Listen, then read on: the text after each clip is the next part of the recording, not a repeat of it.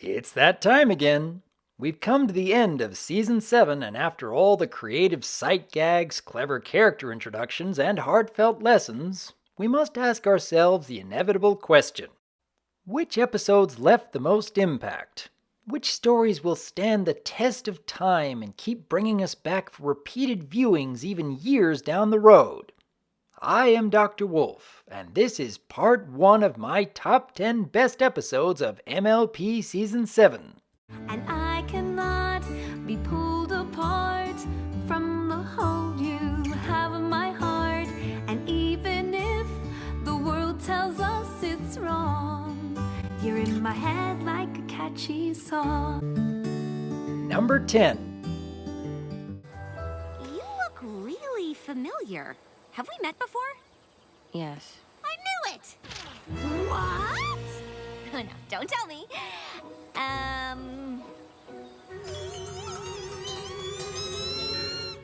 The idea that Maud would potentially be moving to Ponyville in the hopes of making a friend is quite intriguing in and of itself. And the fact that Pinky's overly excitable nature is the biggest obstacle to that goal makes for a clever conflict in the story. Adding Starlight into the mix was surprising, but again fits so well. Two characters who have consistent difficulties with socializing, and even if it is for different reasons, you totally believe that connection once Maud talks about why she's so passionate about rocks. And the moral. I love this moral.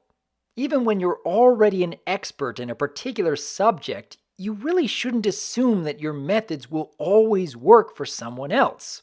It's such a perfect fit with Pinky's overly excitable nature.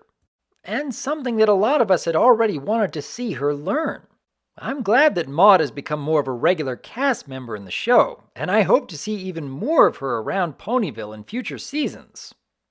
You're in my head like a catchy song. Number 9. Point is that Rumble is a mad pony who must be stopped. Now calm down, Crusaders. We just need to talk to him again. The key is to remain calm. Cutie Marks, make you special! Marks and Recreation really feels like a natural progression for the CMC to follow, especially from earlier episodes like Bloom and Gloom, which only partially touched on these specific questions. And you know that's exactly what the writers had in mind when Applebloom is mentioning those same nightmares, even just in passing. While listening to Rumble's complaints about how a cutie mark limits what you can do in life, and even points out just how long it's been since Applebloom's been brewing potions with Zecora when it really was something she enjoyed doing, I couldn't help but feel the writers were really delving into a deep-seated issue that not only worries a lot of kids still in school these days, but even many adults who are terrified about being stuck in one job for the rest of their lives. I honestly wish MLP could have released an episode like this a lot sooner, because it's questions and lessons like these which really show how much more MLP has to offer than just to sell toys, as even today a few people like to claim it is. You're in my head like a catchy song. Number 8. But I've got a full day of stuff planned. Just you and me. Great. Would you mind turning around or preferably leaving the room so I could get changed? Oh, right. Sorry. How many of us would love to recapture the best parts of our relationships by recreating moments from long ago, only to discover the hard way that there are some things in life that we simply can't keep the same, or in Starlight's case, certain friendships.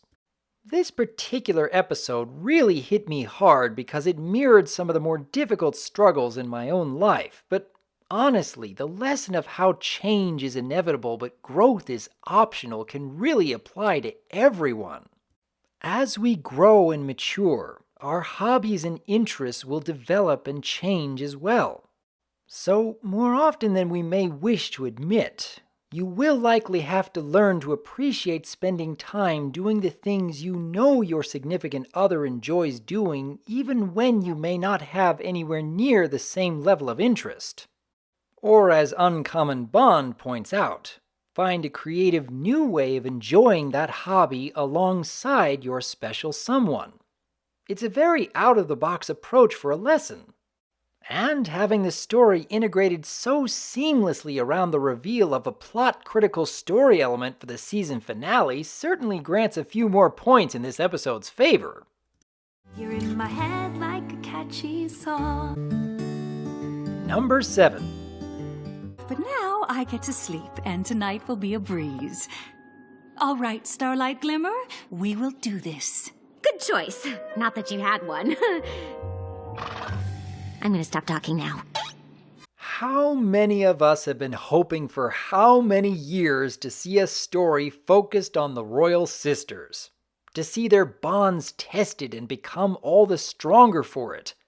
And having Starlight be the catalyst was, frankly, really clever. The series has made it abundantly clear that Starlight's attempts to solve all her problems with magic will more often than not backfire against her.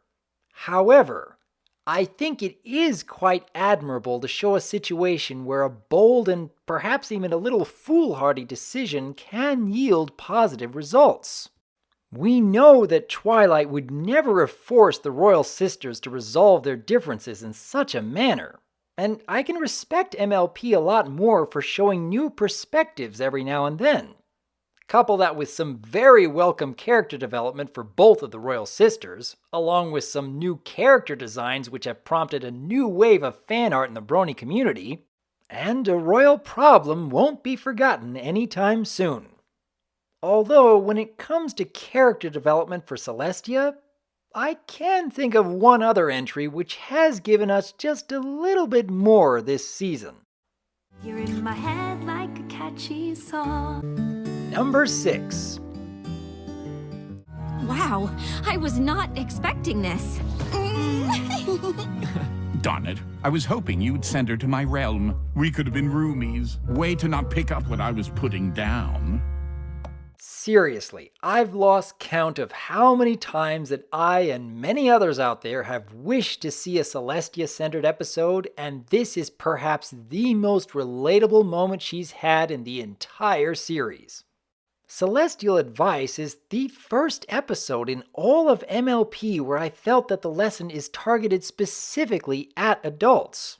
Children can understand it and even discuss it, but these circumstances really aren't going to happen until you've spent a lot of time mentoring someone else, and then discover that you have to let them go out on their own.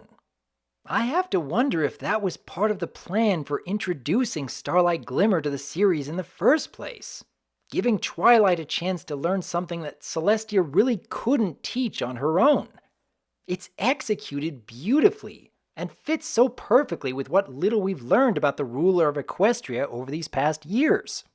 For the very first entry that puts so much focus on Princess Celestia, it's such a wonderful inclusion for her character in the series.